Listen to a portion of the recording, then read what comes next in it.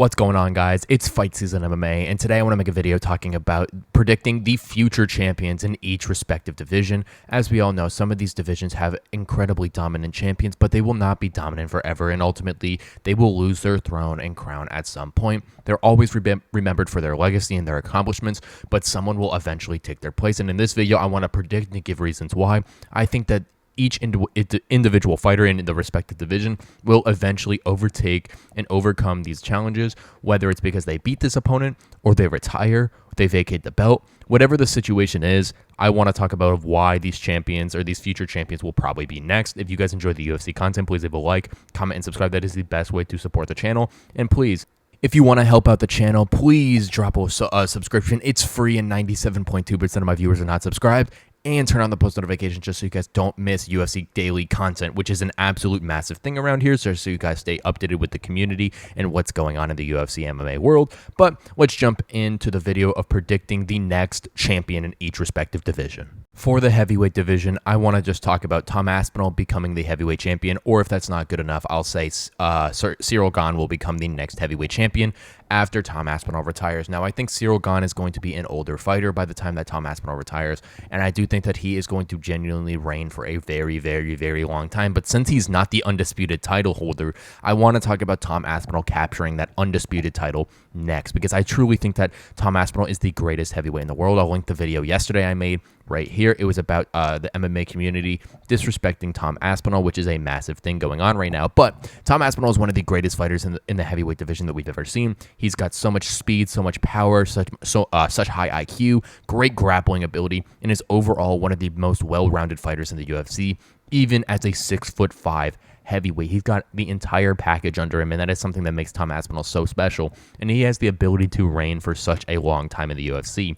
He's also only 31 years old, so compared to these other heavyweight fighters, he is just entering in his prime right now, which is going to be the hardest time to get Tom Aspinall out of there. But I see Tom Aspinall reigning for a long time, and I just want to say that I think that he's going to become the next undisputed heavyweight champion. But if we do talk about a fighter currently in the organization that could possibly overtake him, that would be Ciryl Gane with the striking. But I do think that Tom Aspinall would just use the grappling ability to really derail Ciryl Gane's entire strategy, just kind of like John Jones did. And I think that that would be the big thing in order to get Ciryl Gane out of there. So Tom Aspinall would be the next heavyweight champion. At light heavyweight, I'm going to say Magomed Ankalaev is going to be the next light heavyweight champion, and I think that's going to be because Alex Pereira is a little bit of an older fighter, and I think that if he fights Magomed Ankalaev, I think that Pereira is going to get the win, but I also don't think that Pereira is going to stick around for a long, long time. Ankalaev is a great wrestler in that light heavyweight division, which is going to be something that really is going to aid him in a bunch of these fights with the different individuals. The light heavyweight division is a very massive striking division. You got the likes of Jamal Hill, Yuri Prochazka, Jan Blachowicz is a really good, well-rounded fighter. You got Alexander Rakic, Khalil Roundtree Jr. All of these fighters are mainly strikers, and primarily that's all they use in their game. But Magomed Ankalaev, to be able to go in there and switch up the strategy with the wrestling while still being a powerful striker on the feet, is going to aid him a lot in the very near future if he becomes champion. I don't think he can beat Alex Pereira, and I don't think a lot of people in that light heavyweight division could have a chance of actually beating Alex Pereira. That only person really being Jan Blachowicz, because he can strike and wrestle at the same time. But Magomed Ankalaev is one of the most dominant wrestlers in that light heavyweight division, and truly I think when Alex Pereira either moves up to heavyweight to capture that third belt possibly, or retires here in the next coming years because he is 37 years of age, I do think that Magomed Ankalaev will step in and take the throne from Pereira. In the middleweight division, the next champion is actually a former champion that I have becoming the future champion, and that is Robert the Reaper Whittaker. Robert Whittaker, I have a feeling, is going to beat Khamzat Chimaev at UFC 308 in that co-main event, and then grant himself a title shot against Dricus du Plessis, who is going to face Sean Strickland, and I have Dricus winning that fight. Now, I think that this is going to be the second fight between Dricus and Robert Whittaker, which I do think that Robert Whittaker is going to become victorious in. Robert Whittaker is a very high IQ and skilled fighter, and I think that his style is going to be the stylistically hardest matchup for Dricus du Plessis in the UFC octagon, since Robert Whittaker has already fought Dricus du Plessis, and he said that he's described Dricus' style as cumbersome and slow, but is a lot faster than a lot of people think in there. I think it's going to really aid him in preparation for this fight. It's like the second fight with Alex Pereira and Yuri Prochazka. Alex Pereira was a lot more familiar with the uncharacteristic movements of Yuri, knocking him out even sooner and doing a lot more damage in that fight compared to the first one, where Yuri Prochazka was having some success in that individual fight at UFC 295.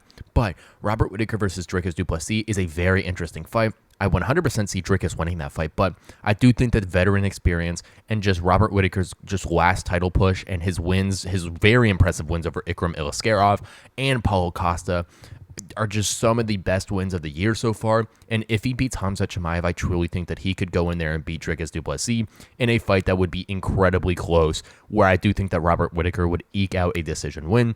Ultimately, I do think the Reaper will regain his title probably in the mid part of next year. In the welterweight division, and this should become a no surprise to any individual here, and that is Mr. Shavkat the Nomad Rakhmonov. And Shavkat is an absolutely crazy welterweight.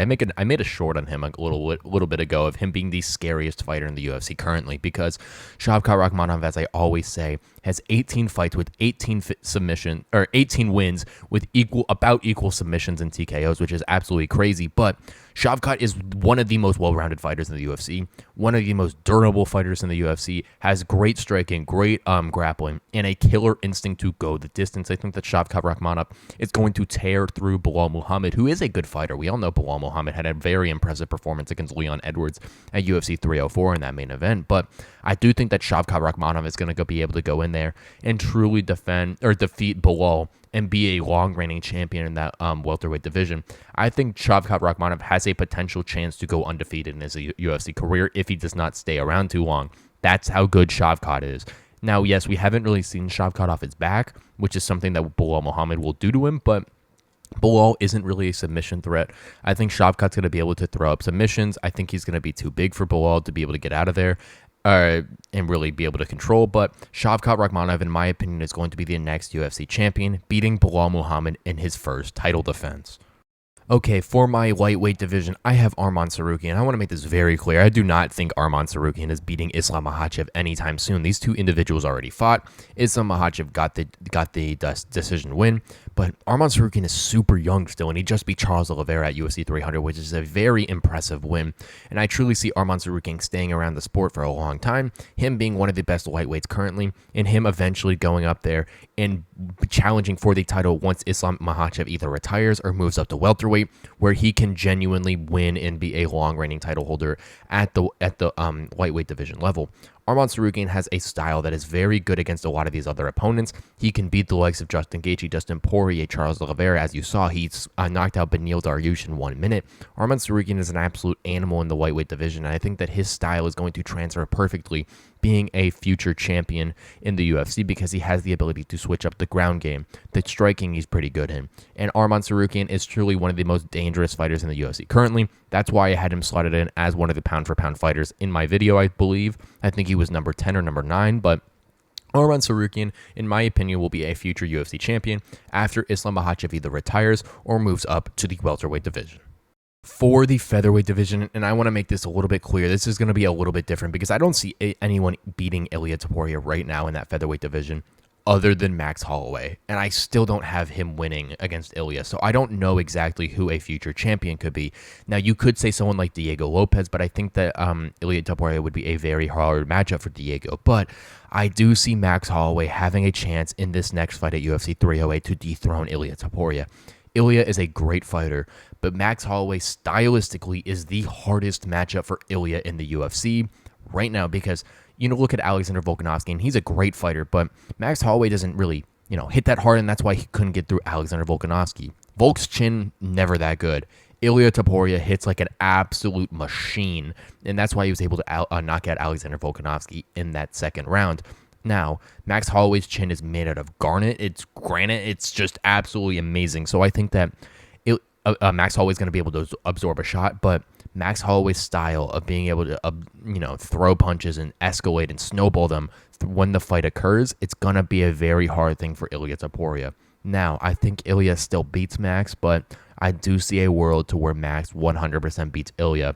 And this fight at UFC 308, in my opinion, is a coin flip. There is no fight closer in the UFC right now. No fight that I'm less confident on picking, because Ilia Topuria could 100% either submit or knock out Max Holloway, or Max Holloway could just find that power that he's possessed against Justin Gaethje to truly go in there and win this fight. But I do see a world where Max Holloway becomes the next featherweight champion, because truly I don't see anyone else beating Ilia Topuria anytime soon.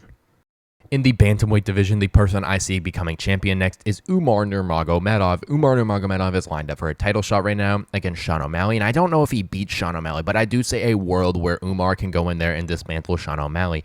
He just beat Corey Sandhagen in a very close fight, in my opinion, at UFC Abu Dhabi on August 3rd, which was a very impressive win.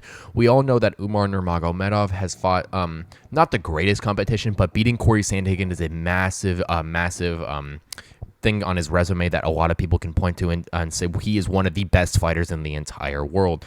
This fight with Sean O'Malley is a very good matchup for Umar Nurmagomedov. We all know that Sean O'Malley's takedown defense is amazing, but Umar Nurmagomedov also has a Taekwondo background to really be able to stand up with Sean O'Malley, be able to at least compete with him on the feet because of that Taekwondo background. But truly, I think Umar Nurmagomedov has a style to where he can go in there and truly defeat a lot of these great bantamweights in the top 10 and top 5, where I think eventually he will become a long-reigning bantamweight champion, especially training with Islam Makhachev and Khabib Nurmagomedov at Eagle MMA in Dagestan, Russia.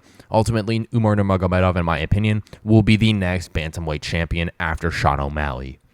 The person who I think in flyweight who is going to become the next champion and defeat Alexandre Pantoja is Tatsuro Taira. Tatsuro Taira is a very good fighter, and he's fighting Brandon Royval on UFC on October 12th, I believe, at the UFC Apex, which is going to be a very good fight. But Tatsuro is a very good fighter. He's also very young in the UFC, so he's one of these up-and-coming prospects who's super good. He looked absolutely amazing against Alex Perez in his last fight, and I do think that that's going to transfer over to get a win against Brandon Royval. Now, I think that if Tatsuro Taira fights someone like Alexander Pantoja, it's going to be an absolute war, but I do think that Taira has the grappling ability to be able to stand up against Pantoja, but also have the striking department and the power to ultimately go in there and throw a lot of damage on Pantoja. There's a lot of people who could possibly knock him out, but Pantoja's chin is made out of absolute just iron. So there's no way I see anyone in that division trying or really getting there, but there's a lot of people who could rock him and put a lot of impact on him. I think Tatsuro Taira is one of the best up-and-coming prospects, like I said, and truly, I think that he is going to be the next featherweight or flyweight champion. Thank you guys so much for watching this episode of Fights is MMA, and please let me know what you think down below in the comments of my prediction for the future champion in each division.